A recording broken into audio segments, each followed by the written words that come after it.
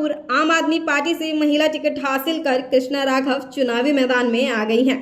उसी के चलते उनके पति देशराज राघव ने एक सभा बिठाई और अपनी पार्टी का प्रचार किया। साथ ही जनता की परेशानियां सुनी और उनकी परेशानियों का समाधान करने का वादा भी किया। वहां की जनता में भी बहुत ही जोश और रोष देखने को मिला। साथ ही वहां की जनता ने भी अपना समर्थन कृष्णा राघव को देने का फैसला किया है।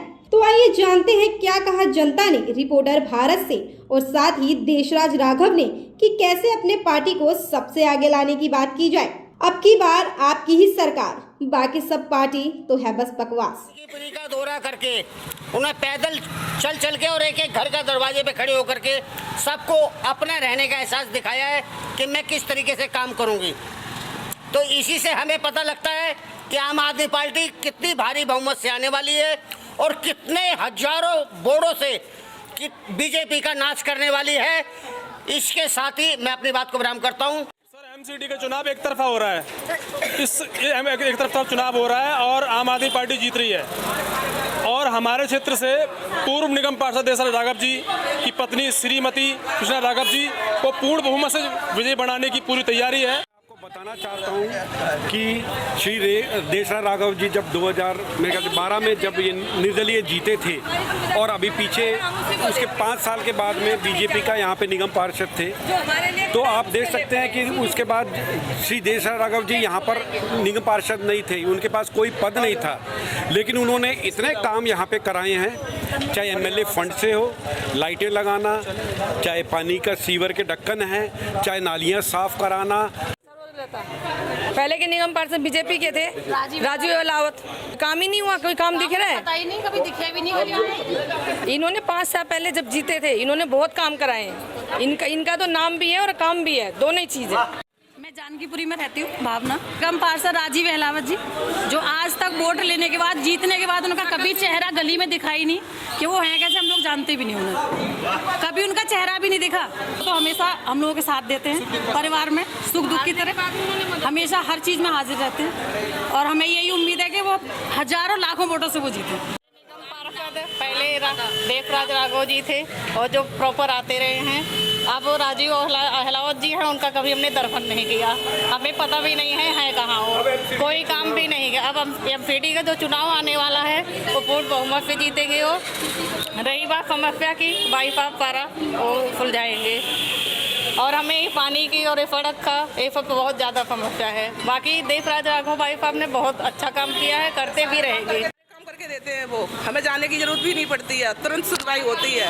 हाँ जी, और डेली हमें बेचारे दर्शन दे के भी जाते हैं, पूछ के जाते हैं भाई क्या समस्या है, सब बताते हैं, वो पूरी करते हैं हमारी। 63 ये तो मुझे भी नहीं पता, इतनी जानकारी नहीं है। हाँ जी, हमें यहाँ पे थोड़ा पानी गंदा आता है और टाइम चेंज करना पड़ेगा पानी का। 3 बजे पानी आता है, कभी 3:30 बजे आता है, कभी आता ही नहीं है, लग जाता है कभी कभी। और कूड़े की गाड़ी आती है, डेली आती है। मेरा नाम मन्नू है, मैं जानकीपुरी में रहती हूँ। क्या क्या दिक्कतें आती हैं आपको? सफाई के मामले में क्या है, यहाँ पे झाड़ू लगती है आपके से? हाँ जी, झाड़ू तो डेली लगती है, बट कूड़े वाली गाड़ी एक दिन छोड़ एक दिन आती है। और पानी की बहुत ज़्यादा समस्या है यहाँ पर।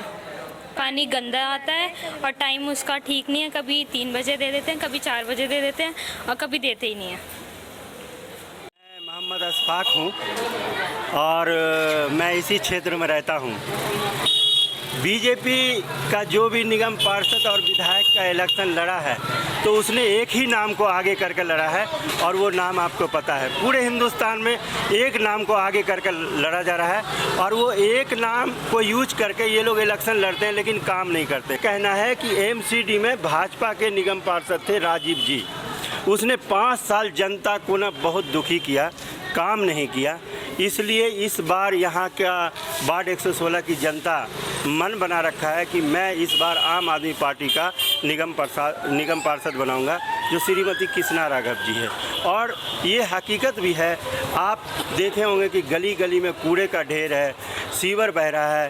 सीवर तो चलो जल बोर्ड के साथ आता है, मैं मानता हूँ, लेकिन कूड़े का ढेर और नाली का ढेर, नाली जो रुका हुआ है, ये सब एमसीडी में काम आता है, झाड़ू नहीं लगना, ठीक है ना। और हमारा विधायक नरेश बालियान जी ईमानदारी से काम कर रहा है वो जब आए थे तो पूरे क्षेत्र में पानी नहीं आता था, लेकिन उसने काम किया है। यहाँ की जनता इस बात को महसूस करती है कि यहाँ के जो नरेश बालियान विधायक जी है काम करते हैं और देशराज राघव जी को काम करने का तजुर्बा मालूम है, और इसलिए इस जनता को ना 2 नौकर मिलने जा रहा है, एक देशराज राघव जी, दूसरा श्रीमती कृष्णा राघव जी।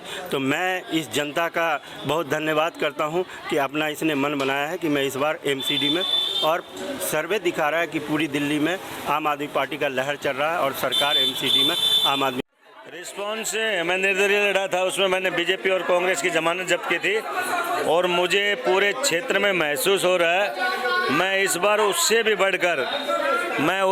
बढ़कर इलेक्शन जीत रहा हूं। मैं बीजेपी की जमानत जब्त करना जा रहा हूं। और रही कांग्रेस की बात, कांग्रेस का तो ऐसा हाल है जैसे किसी का बेटा पोता अपनी दादी को कहता है दादी कहानी सुना, तो दादी कहानी सुनाती है कि एक था राजा एक थी रानी, मर गया राजा, खत्म हुई कहानी।